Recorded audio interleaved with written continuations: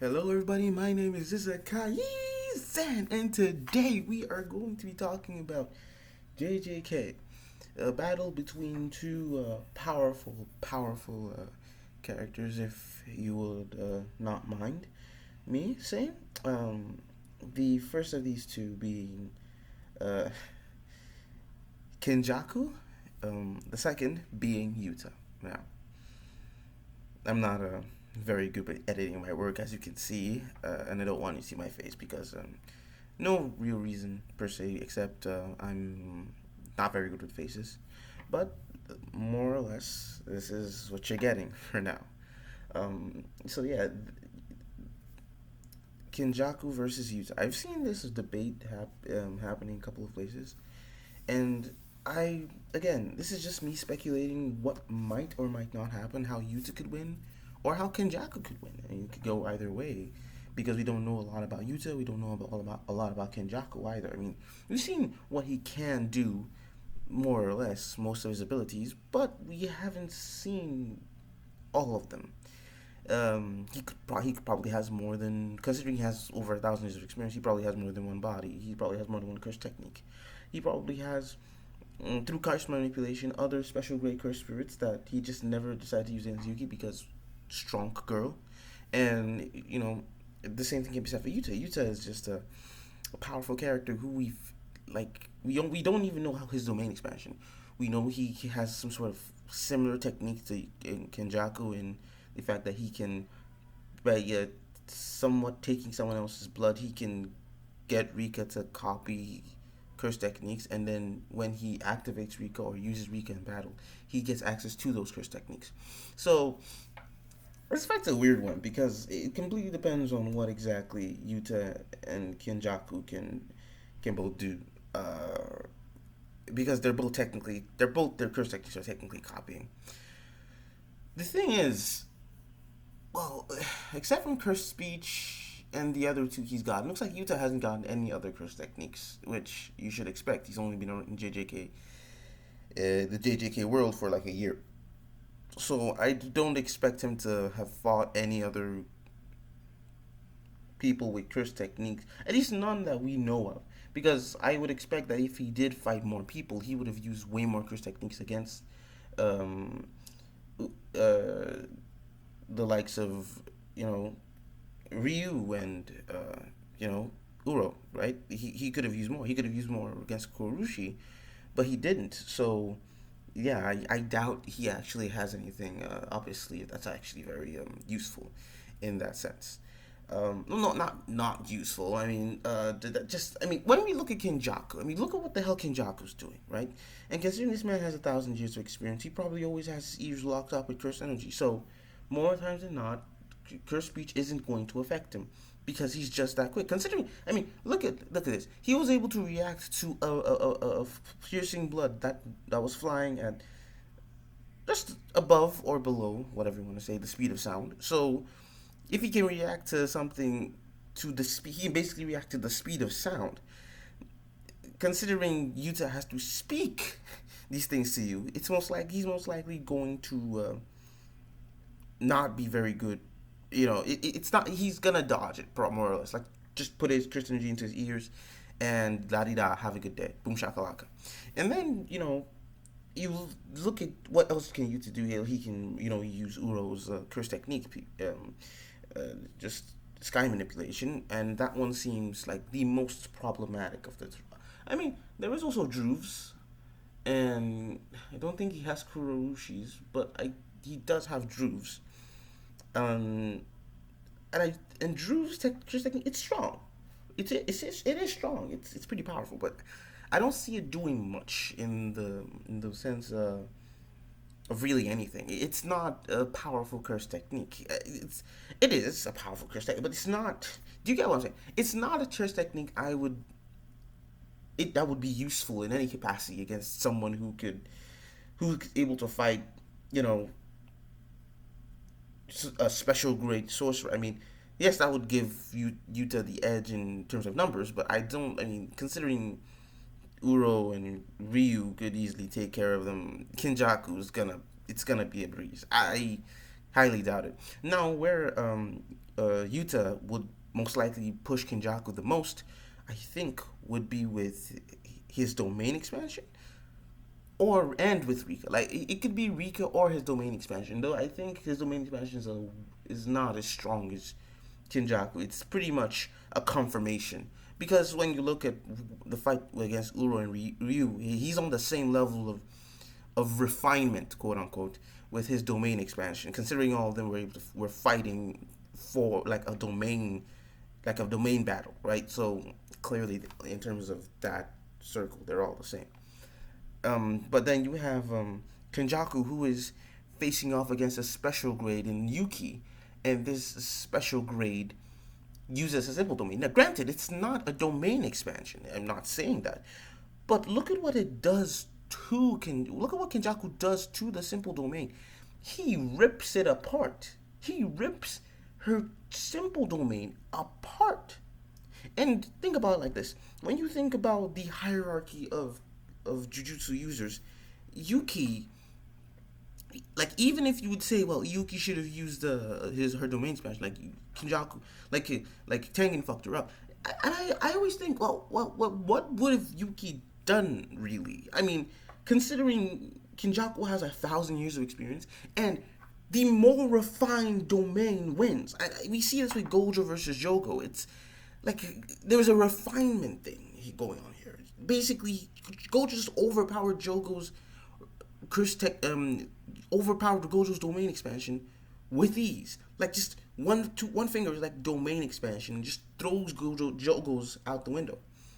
And then you bring Kenjaku's, which is like basically on a par with Sukuna's, a domain expansion that brings the domain into reality. And you're telling me they don't create a barrier, they bring it into reality. And you're telling me that Yuki's throwing out her own unless Yuki also has a Sukuna-esque domain. I doubt even with the domain expansion she was winning that domain battle. Like she could push it like Megumi did. Like she could throw cursed energy and just keep holding those hand signs and make sure that Kenjaku can't get the sure hit he wants.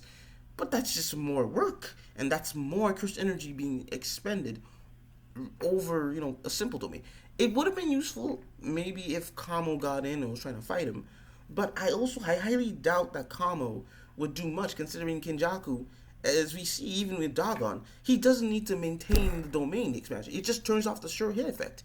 And if someone else's domain expansion, right? And I'll get to why this is important later. If someone else's domain expansion, like if someone else's domain expansion is weaker than your own, but you're still fighting it, you can more or less create like a hole or something, like with Megumi versus Dagon again. And so it makes sense. I mean, in a sense, Tengen's were making some semblance of sense. The problem mainly lies in another, and even if they kept fighting and Kenjaku Turbo, Tengen broke the domain apart, right? If Tengen broke the domain apart and both Yuki and Yuki and Kenjaku can both not use their domains because Yuki used hers, and Kenjaku also used his. So if you look at it like that, you can easily see that they won't be able to use it for the rest of the fight, meaning that Yuki loses basically one of her strongest assets against Kenjaku. Which, think about it like that, it just goes back to where it was before, because at the end of the day, when they're both fighting, Yuki's going to take some time to turn up her curse technique. Kenjaku also needs some time to turn up his curse technique. The fight will go around the same way, except this time she's not mangling her arms, and by the time they both get their curse techniques back, the Kenjaku does exactly what he did in manga. He just uses it to open up, create some space between him and all the Garuda and Kamo and her, and uses a maximum Uzumaki mini. I mean, Jesus Christ, it's crazy. Okay, it's crazy, and I think it's pretty simple who's winning this one. I mean, I love Yuta, I really do, but unless Kenjaku decides to throw out all his cursed spirits on him, just like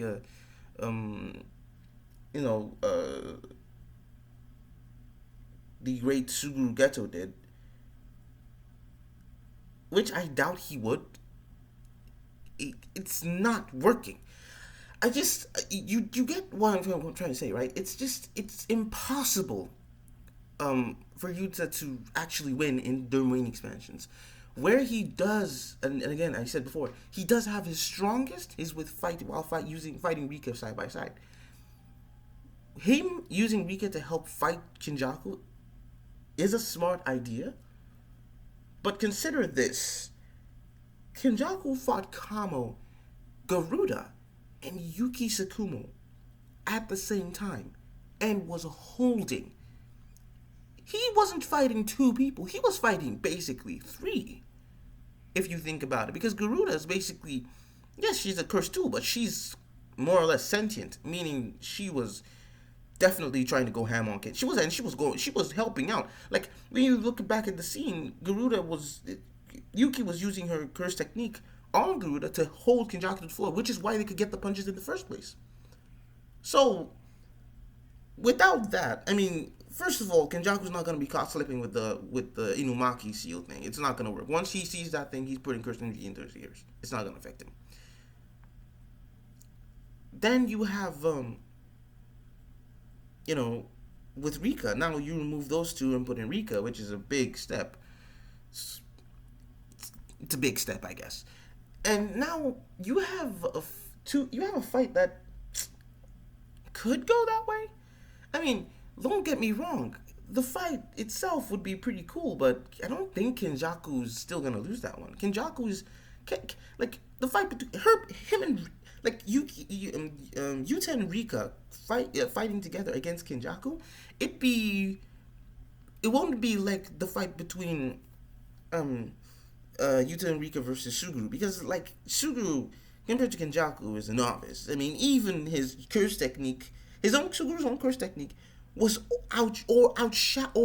it was taken to the max by Kenjaku. You really expect me to believe that Kenjaku isn't a hand-to-hand combatant expert?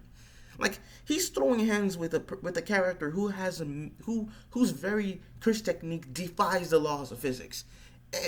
His own cursed womb's son, who basically has infinite cursed energy and blood to use this curse technique to its absolute maximum, and a cursed tool, and Tengen. Like, I forgot Tengen. Tengen's there too, and the greatest barrier technique user of all time is literally helping them. And even after all this, he still wins. Granted, it's an ass pool of a power up, right? It's an ass pool of a curse technique. A really cool way of using, a really cool way of using his curse technique to avoid the entire Kababa. Well, like, it's a pretty overpowered curse technique, but at the end of the day, it's still kind of stupid. It's just really, really crazy. Honestly, honestly, I think Yuta's greatest strength of anything else is, again, it's Rika, completely Rika. Gives him all his tools. One-on-one, without Rika, Yuta is losing. There is no questions about that. But with Rika, he gains all these advantages, but I still doubt he's winning, because at the end of the day, even Yuta could still lose. I mean, we've never seen him lose since he never lost, except when he was training with Maki. But outside of that, he's never lost, which is this is really crazy now I think about it.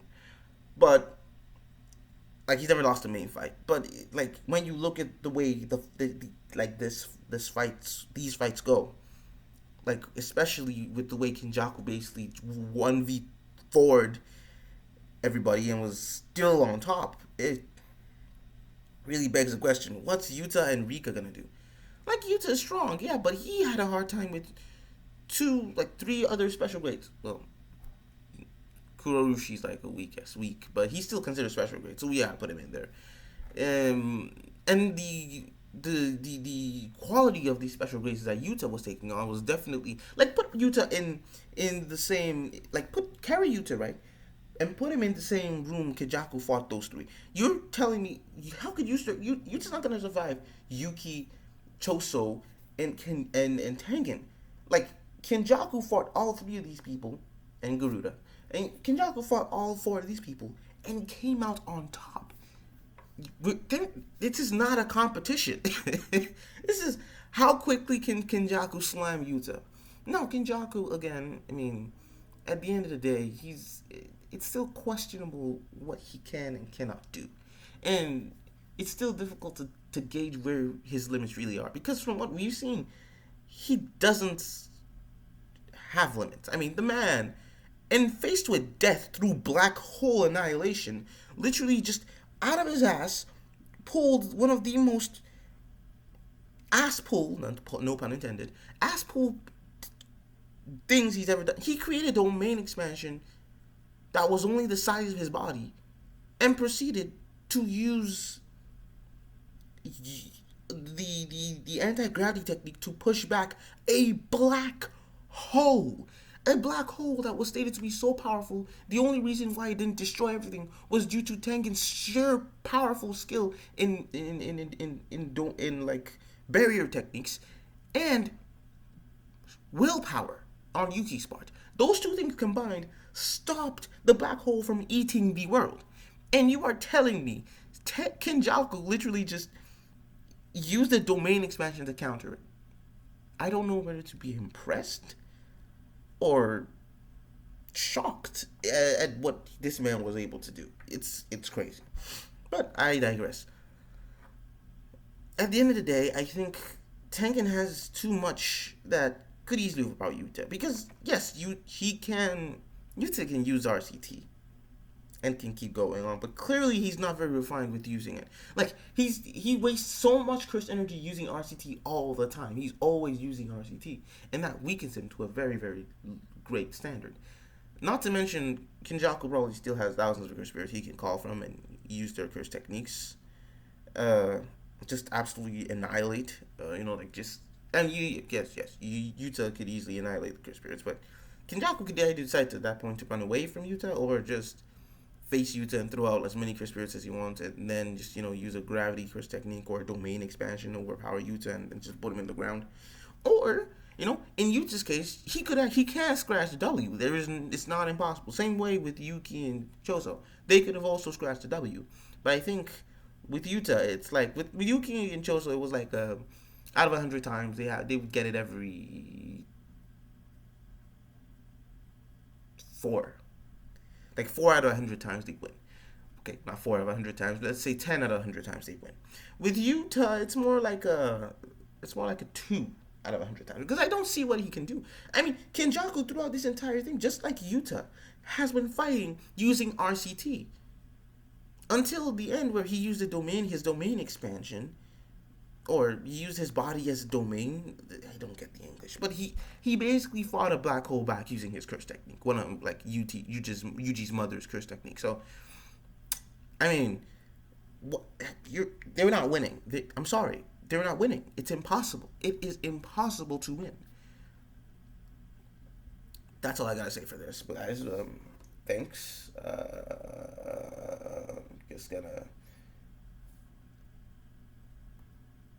I'm just gonna,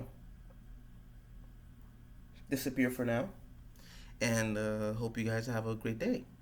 Been a long time since I've made one of these videos. Well, like 3 months. I'm back. Happy New Year, by the way. Just needed to push out my chest on something. I've been seeing a lot of hate and disrespect thrown around between both Yuta and Kenjaku. Yuta's a great person. Yuta's a great fighter. The only problem I see is that it's not going to be enough. It's not against Kenjaku. It's not going to be enough. I mean, they both have immense amounts of curse energy, clearly. They both have incredible curse techniques. They have more than one. And they both seem to also possess extraordinary levels of skill in the Jijutsu world. So, if I had to give it to somebody, it's going to be Kenjaku. See you guys later. And, goodbye.